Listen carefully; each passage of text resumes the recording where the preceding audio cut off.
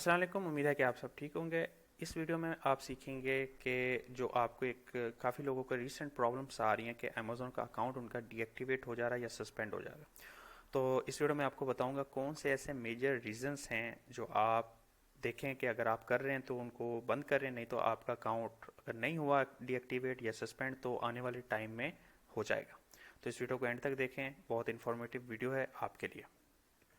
तो हमारे पास बेसिकली ये कुछ पॉइंट्स हैं जो हमें अमेज़ोन के ऊपर, जब अमेज़ोन एफबीए के ऊपर या अमेज़ोन एफबीएम कर रहे होते हैं तो हमें इन चीज़ों का ख्याल रखना है। ये 10 ऐसे पॉइंट्स हैं जो आप इनके साथ आपका वास्ता पड़ता ही पड़ता है, और इसके करने से आपको पता भी नहीं होता, आपका अकाउंट डीएक्टिवेट हो जाता है। ठीक है, तो मैं आपको बताऊंगा कि आपने इनका सोल्यूशन क्या है और आपने कहाँ से जाके इसका हल करना है। सबसे पहली चीज़ आ जाती है सेलिंग प्रोहिबिटेड आइटम्स। ठीक है, अब इसका मतलब कई लोगों के जहन में ये आ जाता है कि कॉपीराइट कॉपीराइट एक अलहदा चीज़ है। प्रोहिबिटेड आइटम्स कुछ अलहदा चीज़ें हैं जो हर बंदा सेल नहीं कर सकता। अगर वो सेल करना चाहता है कुछ ऐसे आइटम्स तो उसके लिए उसको अलहदा से अप्रूवल चाहिए होती है, उसकी अलहदा पेपर वर्क होता है, और वो हम करते नहीं हैं। अक्सर लोग ऐसे प्रोडक्ट्स जो है वो अमेज़ोन के ऊपर अपलोड कर देते हैं जेनरिक में, और उनको उनकी जो स्पेसिफिकेशन में वो चीज़ नहीं डालते, हज़ार्ड्स वगैरह नहीं डालते जो डालने चाहिए, और जब अमेज़ोन वो फाइंड आउट कर लेता है तो आपका अकाउंट डीएक्टिवेट कर देता है। पहली चीज़ ये हो। फिर आ जाता है आपके पास काउंटरफाइट आइटम्स। मतलब क्या है, ऑथेंटिक चीज़ नहीं बेच रहे आप। समझ रहे, दो नंबरी होती है ना, मतलब दिखाना कुछ है और बेचना कुछ है। मतलब क्या होता है, आप किसी के साथ मीटू भी कर रहे होते हैं तो आपके प्रोडक्ट का जो क्वालिटी होती है वो दूसरे प्रोडक्ट की क्वालिटी से डिफरेंट होती है, और फिर आप उसको सेल करते हैं किसी चीप जगह से लेकर, उसके ओरिजिनल सप्लायर से नहीं लेकर। लेकिन बंदा जो आगे बैठा हुआ है टॉप सेलर में, उस वो या तो रजिस्टर्ड नहीं है अमेजोन के साथ जो आपके प्रोडक्ट को ब्लॉक कर सके या ऐसा कर सके। लेकिन अगर अमेजोन उसको फाइंड कर देता है और कस्टमर कोई रिव्यू कर देता है ऐसा, तो फिर अमेजोन आपका अकाउंट उड़ा देता है। ठीक है, डीएक्टिवेट कर देता है। फिर आ जाता है आपके पास डुप्लीकेट अकाउंट। ये तो बहुत कॉमन इशू है कि हर बंदे के पास जो है एक ही डिटेल्स पे दो दो तीन तीन अकाउंट बने हुए हैं, और अमेजोन आजकल तो रिसेंट जिनका भी है, मेरे बकायदा 3 अकाउंट थे, डीएक्टिवेट हो चुके हैं।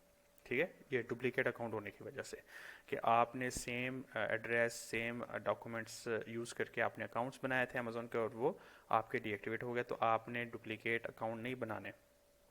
ठीक है, चलते हैं नेक्स्ट पार्ट पे जिसका नाम है हमारा पुअर कस्टमर सर्विसेज। अगर फॉर एग्जांपल आपका काम चल ही जाता है अमेजोन के ऊपर, तो आपको कस्टमर मैसेज करते हैं। कई बंदे क्या होते हैं, नए होते हैं, नई चीज़ें होती हैं उनके सामने, उनको पता नहीं होता कि कहाँ पे जाना। उनको सिंपल इतना पता है प्रोडक्ट लगा दिया, आ गया, चला गया, चल रही है सेल। अब किसी कस्टमर ने कोई मैसेज कर दिया है, कुछ कर दिया, उनको रिप्लाई नहीं देना या इग्नोर कर देना है।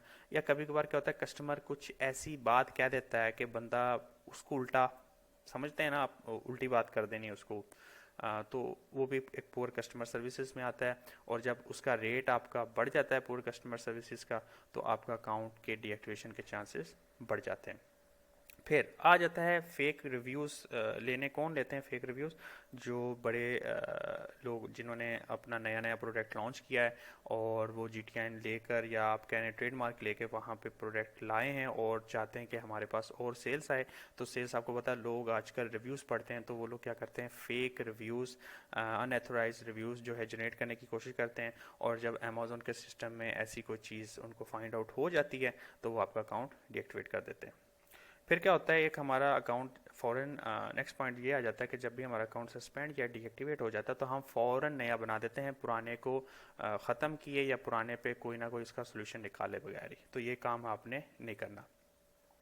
फिर हम कोई जो है अमेज़ोन के ऊपर सेल करते हैं चीज़ें, न्यू बताकर करते हैं पुरानी है।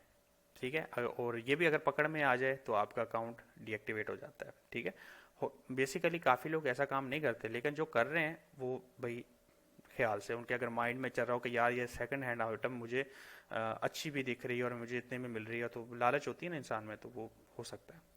तो आ जाता है, आ गया नेगेटिव फीडबैक्स। सही है, अब आप ये तो समझ गए होंगे नेगेटिव फीडबैक क्या होते हैं। आपका एक प्रोडक्ट है, 10 बंदों ने बाय किया है, 7 ने उस पर नेगेटिव फीडबैक दिया, तो अमेजोन को तो खटकेगी ना भाई, ये बंदा आपका प्रोडक्ट पे ये आ रहा है तो वो ना तो आपकी कंपेन को ऊपर लाएगा, ना तो वो आपके प्रोडक्ट को आगे प्रमोट करेगा, ना वो सर्च इंजन में लाएगा, फिर आप बोलेंगे सेल नहीं होती। और जब फीडबैक इस तरह अगर कोई बूस्ट हो जाता है प्रोडक्ट और उस पर इस तरह फीडबैक आने शुरू हो जाते हैं और अमेजोन के सिस्टम जब डिटेक्ट कर लेता है तो आपका अकाउंट श्योर 100% है कि वो डिएक्टिवेट कर देगा। बाकी चीज़ों में राइट है, कस्टमर से रिलेटेड कोई राइट नहीं है अमेजोन की पॉलिसी में। फिर आप एक चीज़ बहुत कॉमन है आपकी कि आप अगर बैंक अकाउंट की इन्फॉर्मेशन अपनी चेंज करते हैं, फॉर एग्जांपल आपने पहले कोई एक बैंक अकाउंट लगाया था, फिर अगर आप उसको चेंज करते हैं तो तब अमेजोन क्या डिटेक्ट करता है, उसके जहन में ये होती है बात कि आपका अकाउंट हैक हुआ है, किसी ने चेंज किया है आपका बैंक, और वो आपका अकाउंट वो कर देता है उस पर फिर वो आपसे चीज़ें मांगता है कि ये हमें प्रोवाइड करें। फिर लास्ट बट नॉट लीस्ट जो है कॉपीराइट का इशू। वो तो आप समझते हैं कि कुछ प्रोडक्ट ऐसे होते हैं जो ट्रेडमार्क होते हैं और आप उनको सेल नहीं कर सकते, और आप उनके साथ अगर मी टू हो जाते हैं तो जो आगे वाला जो रीजनल ऑनर होता है तो वो आपको सेल नहीं करने देता। मैंने आपको बताया था कि किन कंडीशन में वो आपको साथ में बैठने देते हैं।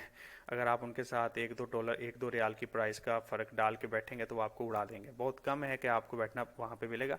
एक ब्रांड होता है बड़ा वाला, उसके साथ आप बैठ सकते हैं, उनसे अप्रूवल लें बाकायदा, और एक प्रॉपर तरीके से एक प्रॉपर वे से करें तो फिर तो कोई मसला नहीं है। लेकिन अगर जो नॉर्मल लोकल सेलर्स होते हैं, लोकल ब्रांड्स होते हैं, सॉरी, उनसे अगर करेंगे तो आपको प्रॉब्लम पेश आ सकती है। अच्छा, इन सारी जब अमेजोन पे आप काम करते हैं तो वीडियोस या टिकटॉक देख कर, किसी को देख कर जो है ना, सीधा आके वो काम ना किया करें जो समझ में ना आए और बाद में आप फंसे। बार बार फिर बाद में आप एक एक चीज़ सर्च करते हैं और पूछते हैं सर यहाँ पे फंस गया हूँ, क्या करना। सबसे पहले यहाँ पे आया करें और अमेजोन की जो पॉलिसीज़ हैं ना, सेलिंग पॉलिसीज़ हैं, उनको ज़रा समझें। अमेजोन की कुछ सेलिंग पॉलिसीज़ हैं ये वाली, इनको पढ़ें कि वो क्या करना है, समझ गए ना। उसके बाद जाकर ही आप जो है अमेजोन के ऊपर सेल करें। उससे पहले आपको कोई कोई जल्दबाजी नहीं है भाई, आराम से चलें, है ना। बाद में क्यों आपने उसमें फंसना है, तो पहले आपको पता होना चाहिए मैंने क्या चीज़ करनी है क्या नहीं करनी, कौन से प्रोडक्ट मैंने सेल करना है कौन सा नहीं करना।